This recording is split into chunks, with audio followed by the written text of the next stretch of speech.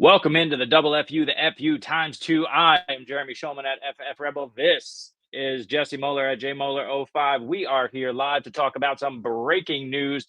Broke yesterday or this morning, depending on where you are in the world. I'm over here in Europe, but Trevor Lawrence signs a massive contract extension. He's going to be the Jacksonville Jaguars quarterback for the foreseeable future. That's great for him. That's great for his team. That's awesome in NFL terms. It's also good in fantasy terms because Trevor Lawrence is one of these quarterbacks that we've been fading all offseason. Some of us, but I guess the community as a whole has been fading. So we're going to talk a little bit about him, a little bit about the ramifications of those contracts that are coming for other quarterbacks here, and what that means for fantasy football. So first of all, Jesse, how are you doing? And then second of all, how's Trevor Lawrence doing today? I hope to be doing as well as Trevor Lawrence is doing one day because that man. We're streaming at the bottom just in case you guys are wondering. I put it in the clip, but yeah, he got absolutely the bag. And I saw a funny post where somebody was like, "Nobody's done better off of their freshman year of college than Trevor Lawrence," and I found that freaking hilarious. But yeah, he's a really good NFL contract. Yeah, right. 5 years, $275 million, $200 million guaranteed over the course of his contract. And $142 million guaranteed as soon as he signs it. So that's like straight cash, homie. Like Randy Moss, I love that. So yeah, we knew he was getting paid. I don't think anybody was going to think he was going to be afraid, right? No, they're not going to let him go because if you let Trevor Lawrence go, you're searching for the same situation in Jacksonville. So it's interesting with how bulky with how bulky is structured these contracts because these guys are getting paid above market value consistently. Like we saw with Gabe Davis. We've seen it with the other players in that offense. So I'm not sure how they make all this money work. Now that Lawrence is basically going to be off of his rookie deal, like how this affects the rest of the team, how they can correctly build around him because we've had issues with that. So, but yeah, if you're Trevor Lawrence, you love this. And in Dynasty, sure, you can move him up. I don't know about you, but personally, I'm not moving him up anywhere. Or are you moving him up in your rankings at all? Or are you kind of keeping the same that he was? Probably not. I have to check my rankings. I'll do that in a few minutes here, but I'm probably not going to be moving Trevor Lawrence up at all. I think he is appropriately ranked. I was always pretty much higher on Lawrence. I didn't necessarily move him down from where he was. His stock falling this offseason. But last year, he only finished as the QB 13, which I think was historically his best. I finished as the QB 8 the year before. But we know that Trevor Lawrence isn't necessarily going to put up massive touchdown totals. He hasn't shown that ability yet. He also doesn't have amazing weapons around him. He's got a great collection, but he doesn't have that superstar power. I know you love BTJ over there, Brian Thomas Jr., the rookie now in Jacksonville. I'm not a massive fan. I don't think he elevates individually, helps to elevate Lawrence, but he does elevate that room in general. So it's a nice collection that he has, but no running game there. So I think Lawrence is still going to do what Lawrence has been doing. But let's talk about this from Ryan. The discourse around T-Law was already crazy. Let's just add 275 million reasons why we should talk more about Trevor Lawrence. I agree. The real question here, and maybe Ryan can chime into this as well, and I'll ask you, Jesse, the real question here is, does Trevor Lawrence deserve this? Is he someone that Jacksonville should be building the franchise around?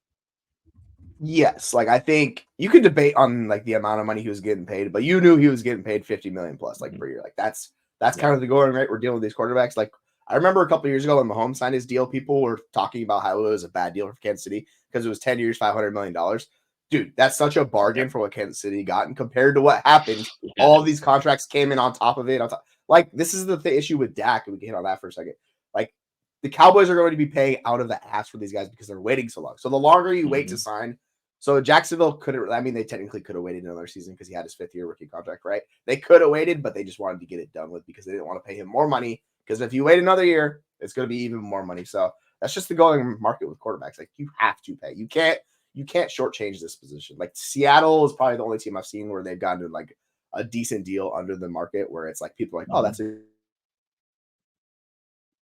good deal for the team. Outside of that, I can't remember another team signing it besides them in Kansas City. We're oh, that's a good deal for the franchise. Everyone's yeah, Daniel Jones, same type of situation. You got to absolutely pay these guys. So I get it. The touchdowns you can improve, but I think Trevor Lawrence is the ultimate do you know ball test. You watch him play, and you're this guy's a very good NFL quarterback. The stats don't match it. It's good. So it takes a little bit of YOLO on your part to be there with him. But at some point, it's got to correct itself. We hope it's going to correct itself, right? Because if it doesn't, then you're just in a situation. So he either needs to like have a massive year where they win the division, take a leap forward, and do that, and then we can kind of put this discourse to bed. But until we do that, we're probably going to continually having this discourse like, is Trevor Lawrence similar to Dak Prescott? Is he worth this money? We do over this year. So hopefully this is the year it fixes with BTJ, like we were talking about before. I think he fits the scheme better, it works out, and Lawrence can actually, hit right on touchdowns this year where he pushes above 30, 35 touchdowns. Things work out for him, and they're pushing to win that division because I know we like Richardson. I know like the Titans improved their team.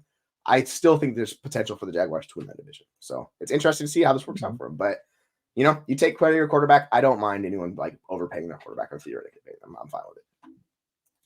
Yeah, I was with you until you said they could beat Houston out for the division. That's not happening. But Jacksonville, look, I think you have to build around Trevor. You have to trust what you've seen so far from an NFL perspective. If you're a fantasy manager, you're holding Trevor Lawrence, you have to just kind of trust that this is a guy who's going to continue to elevate. The thing is, we need to see him do it. You mentioned it, Jesse, is the touchdowns, and he hasn't been. We're kind of banking on promise still with Trevor Lawrence, and that's really the concern for fantasy managers. The thing is if you saw it all in the offseason, Ian Harditz, who's a great follow, if you don't follow him, you got to on Twitter, but he put out this reel. I think it was like January. It was literally right after the season ended, and he put out this reel of like all these touchdown misses from Trevor Lawrence. Calvin Ridley had like 6-7 potential touchdowns, barely, but it was a reel of like 14 touchdowns that was a guy had a foot that just came in out of bounds, or he bobbled the ball in the end zone and it wasn't touchdown, or he dropped something easy, or Lawrence just sailed it in a couple of instances. So he could have had way more than the 21 touchdowns if he threw 30 TDs last season, and he finished as the quarterback 7. We'd be having a much different conversation here because he would have backed it up, year on year. Right now, he went from QB8 to QB13. There's question marks. I don't think you should have reservations with Trevor Lawrence. Jacksonville doesn't have reservations with Trevor Lawrence, and they're building around him. So that helps. Question to you, Jesse, about some of the other quarterbacks. You mentioned Dak. We also have, as we've talked about, Brock Purdy coming up, and Jordan Love and Tua. So these are other guys who are looking at this deal, who are thinking about striking deals in the next year or two. And then, obviously they're going to get paid market. The question is, should they be paid? And are there any teams who are going to take the gamble and re-roll in the draft in the next year or two? Yeah, I think the one thing in Lawrence's favor was he's the first overall pick and he had the high reliability pedigree. And he used that to his favor because like his rookie season was awful. Like his rookie season was historically bad, right? So they basically Jacksonville wiped that season away, and they're like, these last 2 years you've been really good, even though the stats don't back it up. We're still paying you because you're the first overall pick. Now, interesting, like Tua's just been, if you look at stats, he's just been a better quarterback. Brock Purdy's been a better quarterback. Dak Prescott's been a better quarterback. So if you're doing a contract with those teams, it's like, why would those guys sign for less than Lawrence, right? Unless they're like, well, he was the first overall pick, and that just doesn't make a lot of sense from a contract perspective. So I think what this does is just this boosts the market a little bit forward. Those guys are probably going to come in at or above where Lawrence is. Maybe Purdy, because he's like a day like late, Mr. Irrelevant, you can get a little bit cheaper, and San Francisco could talk him into winning because they have all the culture guys and all that fun stuff. Maybe he comes in a little bit cheaper, but like you got to pay these guys, man. Like if I'm Tua, if I'm Dak, I'm like, listen, that's what Lawrence got. You got to pay me this. Like, is he better quarterback than me? Can you prove this with any stat that he's a better quarterback than me? Because if you look at the stats across the board, like Lawrence has not been there. Like his success rate's been below, touchdowns below expected. Like, so this is the weird thing when you get these contracts that, or everyone's like, hold on, wait a second. Like it affects the market. Similar, not like this was also the team that also reset the wide receiver market with Christian Kirk. Like they are the ones that pushed it so far forward where all these elite wide receivers looked at Christian Kirk and were like, what the hell is going on here? You better pay me my money. And then the wide receiver market exploded. So Trent Baalke's really doing some things over there in Jacksonville. But Baalke, those guys are going to get paid. I would not personally. I would probably expect multiple of those guys to come in above Lawrence. I don't. And then we have Jordan Love if he has another really good season this year because he's making peanuts this year, like $10 million. If he has another really good season, he's going to come above market too. Because if you're Love, you're like, I already gave you the discount. Like, pay me my money too. So it's interesting how this affects the market. To tell you the truth, I'm not. Where do you kind of see those guys? Like, do you see those guys coming in above Lawrence, or like maybe like in the same range? I think they have to. I mean, other than Tua, I think all the other guys have proven it. Tua, I think, has the team around him, at least on the offensive side of the ball, where he should be absolutely dominant. I was thinking about this the other day, actually at the signing, and with Trevor Lawrence on the mind, I was thinking if you put Trevor in Miami and Tua in Jacksonville, I think we're talking about completely different situations where, we're talking about Trevor Lawrence as one of the best quarterbacks in the NFL. And we're probably talking about Tua as, will he, won't he get a second contract? So I just think the situations have been crazy. I mean, we know everything that happened with Urban Meyer in Jacksonville a couple of years ago. Thankfully, Mhm. Doug Peterson came in to right the ship. He's back on track, which is great, but it's been a rough ride for the number one overall pick. Glad he got paid. Just a quick thing about Trevor Lawrence here. If you had to guess how many rushing yards and rushing touchdowns Trevor has combined over the last 2 seasons, what would be your It's not a guess? lot. It's not a lot. Like, I think it's a decent amount. He scrambles a little bit. I'd say he's over 5 rushing Mhm. touchdowns. I'm not sure how many he has. I'd say like he's probably Mhm. 600-ish rushing yards. I'm not sure. It's more than likely more than Yep. I'm expecting because you asked me this question. I'm Yep. assuming it's higher than what it is. What is that? No, he's got a little bit, just a little more than it's like 650 rushing yards Okay. ish, but 9 rushing touchdowns. So he averages about rushing touchdowns a year, which is interesting to consider for his fantasy value. So now I'm going to ask you the question with the 5 quarterbacks we talked about who just got paid or about to get paid. We've got Dak, we've got Lawrence, we've got Purdy, we've got Tua, we've got Jordan Love. How do you rank those guys for fantasy? I'm taking Dak and I'm taking Purdy for sure above. I'd probably put Lawrence right there. Well, Mhm. Love, yeah, Love as well. So like I take those 3 above just because Yeah. Lawrence scrambles a little bit. He doesn't scramble enough to make up the difference. And like these guys, they have the situation, the offense where we saw it last year. Dak exploded. Jordan Love was like top 6. Like Purdy's been Yeah. perennially a top 12-ish quarterback too. So it's like the one guy's Tua, I'm just lower on because for whatever reason Tua can't. Even though his stats across the board look better for fantasy, he's always a little bit lower. So Yeah. until that improves, because Tua is a legit statue back there, he can't run. So unfortunate for him, the hip injury, Yeah. whatever. Yeah, I take those 3 guys above Lawrence. Then probably Tua would be below him. Would you agree with me on those 3, or do you have Lawrence above any one of those 3? I probably Lawrence and Dak for me are neck and neck. The one thing that we know about Dallas is Mike McCarthy is getting the best out of that passing game, and they're not going to run the football. So at least Dak has that going for him. Jordan Love for me, I'm insanely high on him. So he's well above everyone else on this Mhm. list. Purdy and Lawrence is an interesting conversation too, but I think for that security and just the offense of what we know Kyle Shanahan can do, I agree with you there. I'd put Purdy over him as well. Another question for you: how old do you think Trevor Lawrence is? Was he 25? Maybe is that how old he is? I He's actually have no idea. 24. He'll turn 25 Ooh, in October, so it'll be his year yeah, I was gonna say. 25 season all year. He's a young pup, just like Love. I think they're probably about the same age, him and Love, just like Purdy. All these guys are young quarterbacks, so super interesting to consider their long-term value, and that's something to consider with the 30-year-old or about to be 30-year-old Dak Prescott.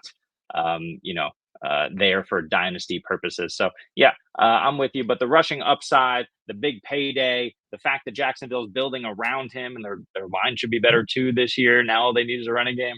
All of these things are working in Trevor Lawrence's favor. Jacksonville believes in him. You should believe in him too. Jesse, any other things to say about Trevor Lawrence before we get out of here? I'll just throw you this question really quick since we got it on the show sheet. Do you think, since we hit on Dak a little bit, do you think he could be top 5 this year? Like, is Yep. that possible for him? Or where? I'm curious, where do you have him ranked in your like season rankings? Because that's what I'm because I have him 7 and I have him right below Kyler. Like I think I'm a little bit higher on Dak this year than you are. Yeah. But where do you have him at? Yep.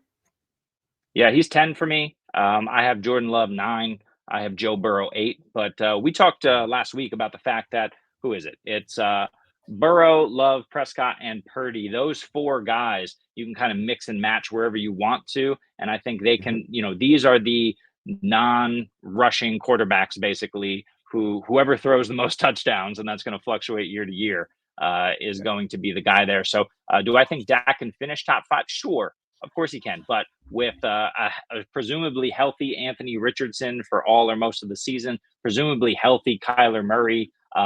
It's hard to kick out these 6 elite quarterbacks Yeah, that's true. out of that discussion. I have 5 of my top 6 quarterbacks are elite rushers of the football, with CJ That's Stroud okay. mixed in, who I might need to bump down a little bit. Just Yeah. but yeah, I have I think it's going to be really hard for him with limited weapons too in Dallas. How about you? Yeah, I have Stroud one spot below Dak, so I'm probably like as low as you can get on Stroud, just because it's really hard to fade him. But yeah, I'm with you. But like, I think that's kind of a discussion for another day. To tell you the truth. Yeah, agree. So, okay. So we're out of here. We are the Fantasy Football Universe. I am Jeremy. This is Jesse. We are everywhere. We are at fantasyfootballuniverse.com. We are on Twitter. We are on YouTube. We are on TikTok. We are on Instagram. We are on Reddit. We are everywhere you want to be. We've got awesome things coming up for the rest of the off season. Check us out. All of our content, video, written. You can find us on Apple Pods and Spotify. We're everywhere. So for more info and content like this, check us out. Let us know. Like, subscribe, retweet. Do whatever you do when you're on the toilet for 5 minutes. Look at our beautiful faces and hear the wisdom that's coming out of our mouths. And with that, I think I need to end it here. Goodbye.